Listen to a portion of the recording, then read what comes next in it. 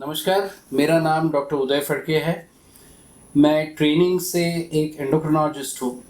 मतलब सारे hormone related बीमारियाँ और डायबिटीज़ का इलाज करता हूँ और Pune based Sahyadri hospital group जो है इसका मैं एंडोक्रिनोलॉजी और डायबिटीज़ का डायरेक्टर हूँ। हमारे देश में डायबिटीज़ तो बहुत ही कॉमन बीमारी है। ओवरऑल स्टैटिस्टिक्स के नतीजे ऐसे बताते हैं कि शहरों में जो एडल्ट पॉपुलेशन है, मतलब जिनका एज 30 से ज़्यादा हो, ऐसे लोगों में करीबन 15 से 16% लोगों को डायबिटीज़ की बीमारी है। डायबिटीज़ का प्रॉब्लम ऐसा है कि ये बहुत ही साइलेंट बीमारी है, इसके ऊपर से कोई लक्षण नहीं होते। तो काफ़ी बार लोगों के मन में ये दुविधा पैदा होती है कि हमें इसको ट्रीट क्यों करें, हमें तकलीफ़ तो कुछ नहीं है, तो ट्रीट क्यों करना चाहिए हमें। तो ट्रीट इसलिए करते हैं कि शुगर का प्रमाण अगर सालों साल ज़्यादा रहे तो इसकी वजह से जहाँ जहाँ ये शुगर पहुँचती है, मतलब अपने ब्लड सर्कुलेशन के ज़रिए, चाहे वो आँख में जाए, हार्ट में जाए, ब्रेन में जाए, किडनी में जाए, ये जो ऑर्गन्स है इनकी काम में वो बाधा पहुंचाती है और 5 साल के बाद, 10 साल के बाद ये जो ऑर्गन्स है ये काम करना कम कर देते हैं। और जब ये कॉम्प्लिकेशन शुरू हो जाए तो ये ऑर्गन तो हम इतने आसानी से बदल तो नहीं सकते।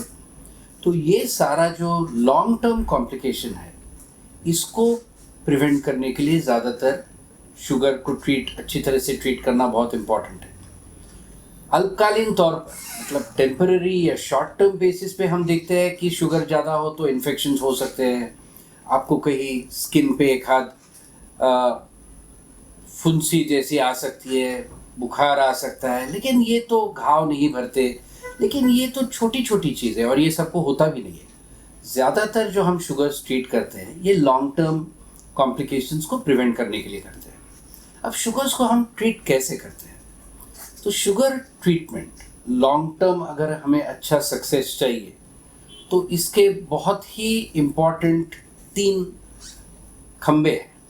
सबसे इम्पॉर्टेंट है लाइफस्टाइल, दूसरा है मेडिसिन्स और तीसरा है अपने को खुद को इसके बारे में अवेयरनेस लाना, जागृति रखना ये बीमारी के बारे में। ये अगर हो तो कोई भी पेशेंट इसके बारे में नज़रअंदाज नहीं करेगा, अवेयर रहेगा, खुद के बारे में अच्छी केयर लेते रहेगा तो प्रॉब्लम होगे नहीं। तो ये 3 प्रमुख अंग हैं जिसमें लाइफस्टाइल पहला विषय है। लाइफस्टाइल का मतलब क्या है? लाइफस्टाइल का मतलब एटलीस्ट ये कॉन्टेक्स्ट में ऐसा है कि आप अपना वेट नॉर्मल रखने की कोशिश करें। तो अपना नॉर्मल वेट क्या है? साधारण तौर पर अगर आप अपनी हाइट नापते हैं सेंटीमीटर्स में, समझ लीजिए आपकी हाइट 170 सेंटीमीटर्स है, सो आप उसमें से 100 सब्सट्रैक्ट कर दीजिए तो आता है 70। तो आप समझ के चलिए कि ज़्यादातर एवरेज वेट आपका या आइडियल वेट आपका 70 के आसपास होना चाहिए। अगर आपका वेट इससे ज़्यादा है तो लाइफस्टाइल इसलिए इम्पॉर्टेंट होगी कि आपको ये वेट, समझ लीजिए आपका वेट आज 80 है, तो 80 से लेके 70 आने में आपको जो भी चीज़ लगेगी उसमें आपको कैलोरीज यानी डाइट से कंट्रोल करना पड़ेगा, आपको एक्सरसाइज करना पड़ेगा। ये सबसे इम्पॉर्टेंट लाइफस्टाइल का तरीका है। लाइफस्टाइल में दूसरी भी चीज़ है, मतलब एक्टिव रहना, स्मोकिंग टालना या कोई भी टोबैको प्रोडक्ट्स का उपयोग टालना, अल्कोहल ज़्यादा मात्रा में नहीं लेना, नेचुरली स्ट्रेस मैनेजमेंट में भी इस पे आता है क्योंकि आजकल के जो जीवन शैली है उसमें स्ट्रेस काफ़ी बार दिखाई देता है।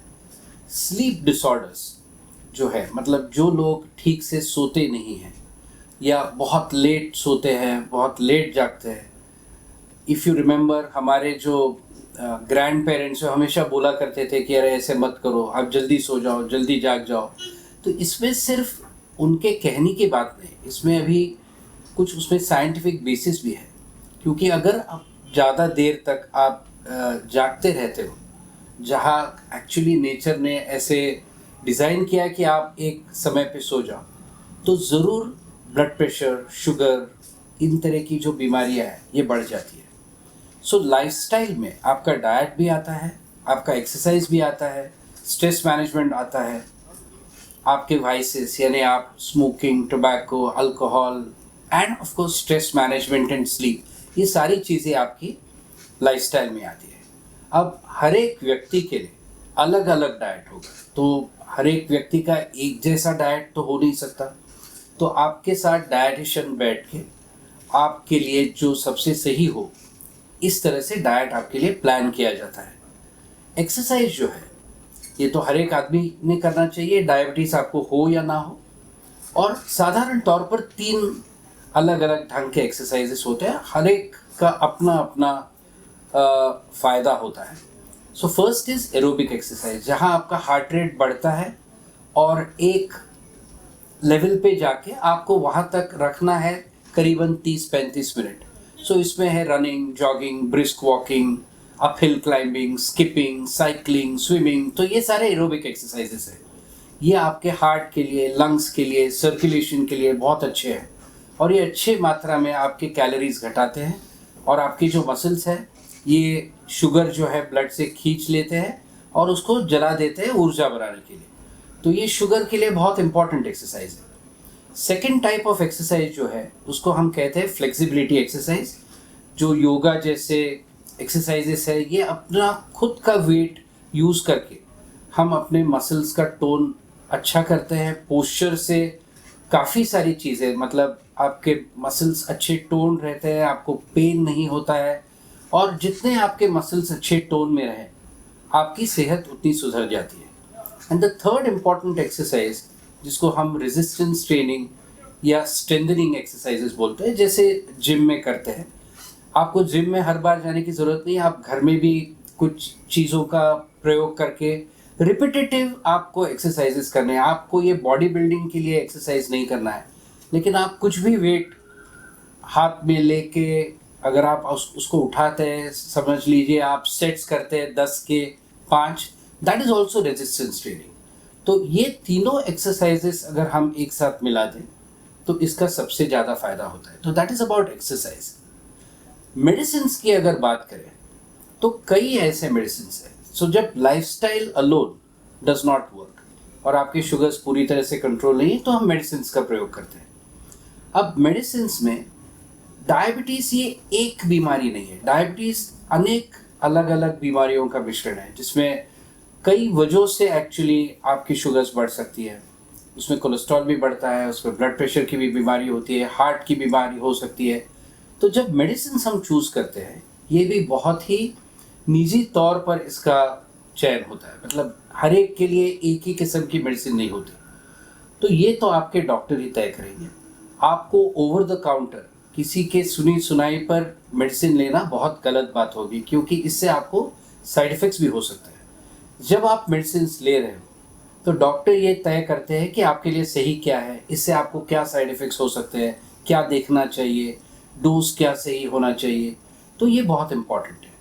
लेकिन सिर्फ मेडिसिन लेने से भी फ़ायदा नहीं, जब तक आप में खुद में अवेयरनेस ना हो इन चीज़ों के बारे में कि ये कौन सा मेडिसिन मैं ले रहा हूँ, इससे क्या हो सकता है, मुझे कितने दिनों में शुगर्स करनी है, मेरा लेवल क्या होना चाहिए शुगर का, मेरे लिए क्या टारगेट दिया गया है, मेरा एवरेज शुगर जिसको हम HbA1c कहते हैं ये कितना होना चाहिए, मेरा कोलेस्ट्रॉल कितना होना चाहिए, मेरा वेट क्या होना चाहिए, मेरा ब्लड प्रेशर कैसे रहता है। ये अगर सारी चीज़ों के बारे में अवेयरनेस हो तो ही जाके आप उसकी तरफ ध्यान दोगे, आप डॉक्टर के पास जाओगे, डिस्कस करोगे। और जो लोग अवेयर है तो ये प्रूव हो गया है कि जितना अवेयरनेस आपका ज़्यादा है उतने ही लॉन्ग टर्म कॉम्प्लिकेशंस आपके बहुत कम हो जाते हैं, because you take charge of your own illness. Bharat में डायबिटीज़ बहुत ही कॉमन है और इसके बारे में लोगों में जानकारी अच्छी तरह से नहीं है। लोग डर भी जाते हैं, लेकिन अच्छी तरह से उनको अगर जानकारी हो, वो इसके बारे में अपनी खुद की जानकारी बढ़ाए, अवेयरनेस बढ़ाए। तो मैं ये कहना चाहूँगा कि क्योरेबल तो नहीं है डायबिटीज़, लेकिन हम अगर इसकी अच्छी तरह से केयर लें तो हम पूरी तरह से एक अच्छा फुलफिलिंग लाइफ जी सकते हैं। और ये करने के लिए हम ज़रूर आपकी मदद करेंगे। आपको अगर डायबिटीज़ हो तो ज़रूर हमसे आके मिलिए, हम आपकी मदद करने के लिए यहाँ बैठे हैं।